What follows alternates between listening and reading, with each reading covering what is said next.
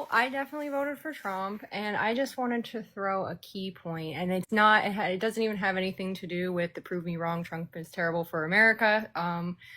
But the point is, the people that voted for Trump is because we wanted everything to happen that's happening to happen. Like, we didn't vote for Trump and be like, oh, Trump's not going to break any laws. Like, everybody that voted, we knew that he wasn't going to follow the Constitution. Yeah. We didn't care. Yeah, I have a feeling So that you're that's gonna the leave. point. We wanted change so bad that we didn't give a crap what the cost was. Yeah, I have a feeling that you're gonna leave before I could rebuttal your view, right?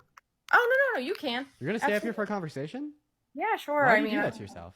I know. I don't know. Why? Like, no, seriously, why do you do that to yourself? Like, you're literally telling me that, oh, yeah, you want a constitutional crisis. You want something that stands in opposition to what American values have been since the conception of our country. You want a criminal. You want a violent offender. So then how about you stop fucking virtue signaling about caring about those things as it would apply to individuals outside of Trump? Because it is y'all that have been saying, screaming at the top of your lungs, back the blue, support law and order, but then you say that you want the criminal, you want the felon, you want the person that's going to pardon violent January 6 rioters that drove stun guns into the necks of cops on January 6. I understand that you're on this live saying that those are things that you wanted, so then stop fucking acting like you don't want them as it would apply to migrants.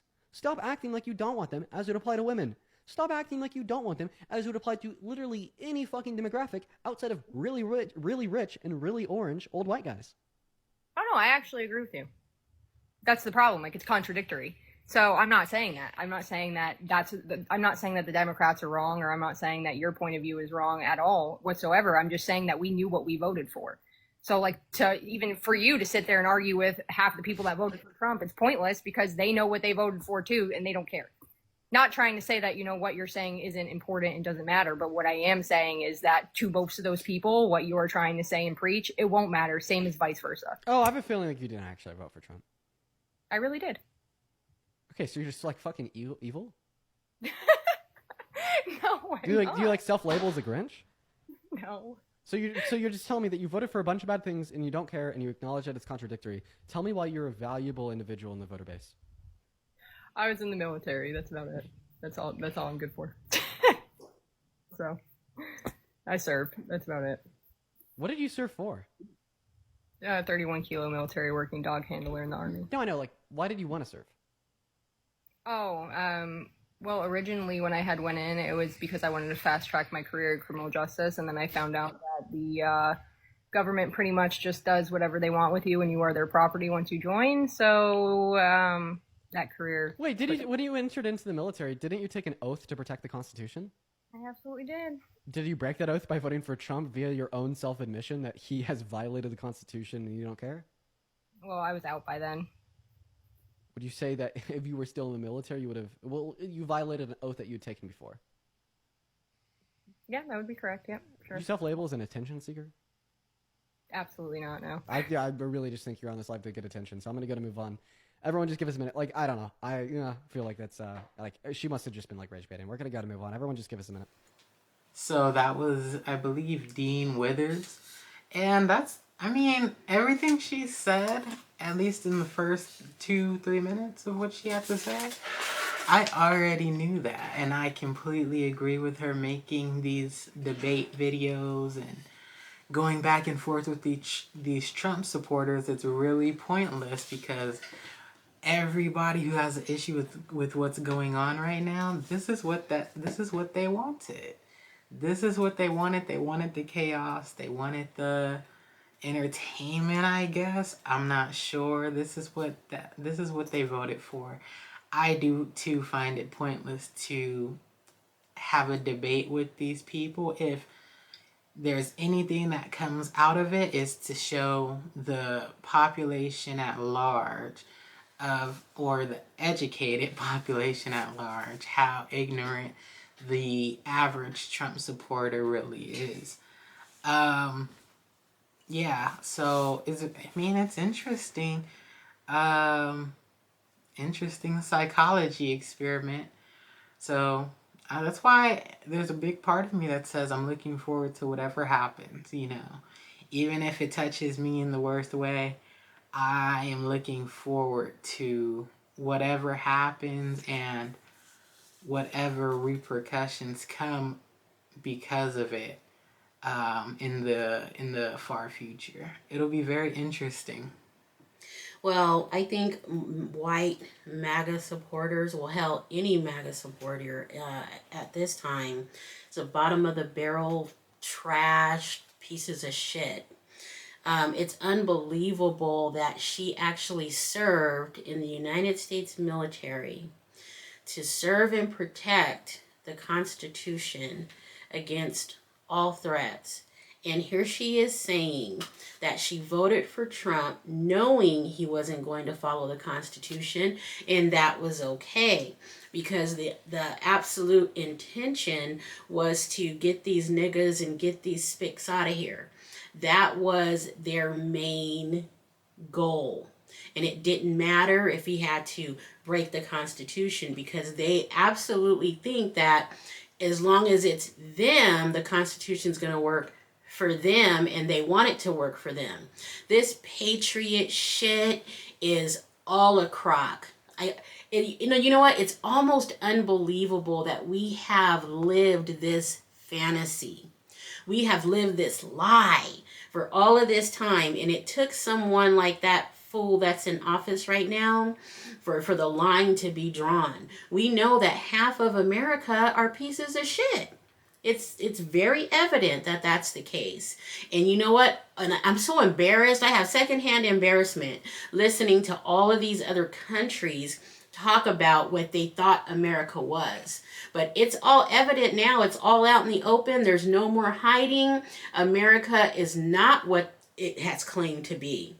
It's not even half of what it's claimed to be. And these pieces of shit MAGA supporters, they don't even realize how they look or how they are making America look on the world stage. They just really don't care as long as they get these niggas under control, is I guess is what their whole intention is. But and to think that someone like her was in the United States military, but it leads me to believe not only America being a piece of shit, but also the whole military, because how many people are in the military that think just like her? Well, and to, I guess, piggyback off of your point, when you said that,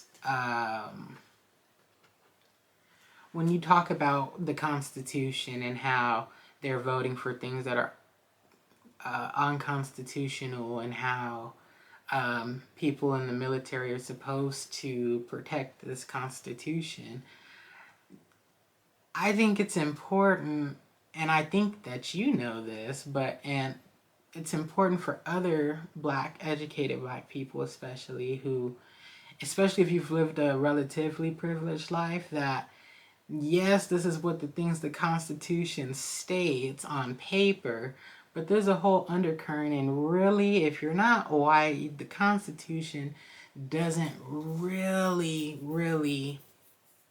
apply to you when it comes to their thought process. Because it wasn't written with us in mind. Because for me, any patriotic individual and family that I've ever come across, they've always had some form of prejudice, racism drenched in their bloodline. So it's just kind of like, and that's kind of a thing. You know, you serve because they believe in serving, and you carry these not only conservative beliefs but prejudice beliefs. So this is of no surprise to me that someone in the military carries these thoughts and opinions, because I believe that a good 40 to 50 of them do. So basically, racism and hatred is just as American as apple pie. Yes. And the thought of successful integration was just something that was written on paper. Right. Mm-hmm. And the thing is, racism isn't always drenched in hatred. A lot of them they're just racist. You know, they just have disdain for black people. It's not so much so that racism breeds hatred. It breeds hatred, but it doesn't always equate to hatred. I believe you can be racist, and you know, it's not like you're hateful. You're just racist. I completely disagree. I completely disagree with that, but that's neither here nor there. Okay, Everybody has their own think opinion about of what this. it It's like is. think about the white person who says something that's relatively out of pocket as it applies to race, and then they say, "I'm not racist. I have black friends." See, because my idea of hatred, when you really have hatred, it's you don't have black friends. It's nigger this, nigger that every time they you see a black person, and you have no type of anything to do with black people unless it's your job, and even then you're acting shitty on the job. That's hatred for me. Blatant racism is, of course, evident and very easy to see. Well, Wait, hold on. However, that person that says, I have black friends, oh, they may have a black friend or two, but let their daughter bring home a black guy. Let their son bring home a black woman. Yeah, they're racist. And then you will see, okay, that hatred of the thought of them being a part of their family. That racism quickly turns to hatred. Maybe it's a seed for hatred. It is definitely. But my point is that they don't always go hand in hand, or that seed hasn't been watered just yet all the time. So it's no surprise to me that this is an opinion of someone who served in the U.S. forces. And one thing I can say, though, is that at least she is honest about it. Oh, yeah, and I love that. Because a lot of the time, these MAGA Trump supporters, they'll say, no. It's about the price of eggs. No, right. The gasoline. No, the insurance cost. It's always an excuse. Mm-hmm. At least she was open and honest and told the truth. So that was one thing that I was glad to hear. Mm-hmm. Even though what she had to say was just mind-blowing, that you don't give a shit about your country. All you care about is getting these niggas and these Mexicans out. Well, in their mind, they do care about their country. And all of these other people are a disease in the country. Their country would be better off. It would function. First of all, it's not their country. At a higher level. It's our country. It would function at a higher level without all of these tumors that are infecting the country. It's not their country, it's our country. Okay? Because 9 times out of 10, our black ancestors were here long before theirs. And I understand what you're saying, and I'll say I halfway agree.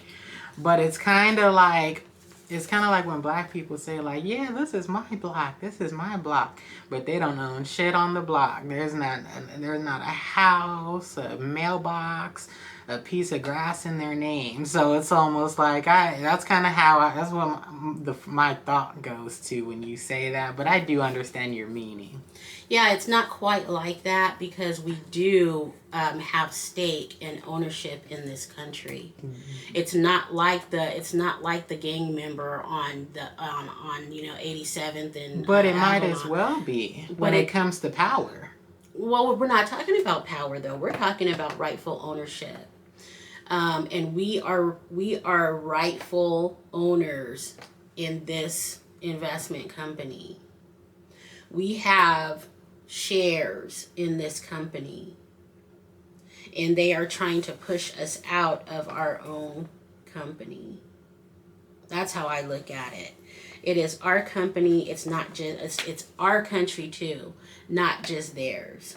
Do they want us to be here? No. But when you own shares, there's nothing you can do, because we're not selling. Look, it's kind of like Monique said. It's almost like when she was raised, who makes the money makes the rules. And as of right now, it's flip the glove inside out. Who has the power makes the rules and claims ownership. Yeah, I don't. And we don't have that. But that's okay. We don't have that, and that's for any race, really. There's no one that's really represented in positions of power that are of of minorities, and if the ones that are, they make sure to keep them to about 2 or 3, and the rest is white. So, and to be honest, the country, America, is set up for white people. Just what she had to say is everything I thought they already thought and already believed. I'm just glad there's actual proof of someone saying it, and of course one isn't enough to necessarily judge the group, but in reality, everything that's happening, everything that's going to happen until it affects them in some way, someone's mom or grandma or dad or grandpa dies, then all of a sudden it'll be tragic, or their son or their daughter's raped and she can't get an abortion, whatever the case may be. But this is what they want, ultimately. Like you just said, until it happens to them. Some Americans are some of the most selfish people that there are, because nothing matters unless it's them. So, thank you guys so much. See you next time.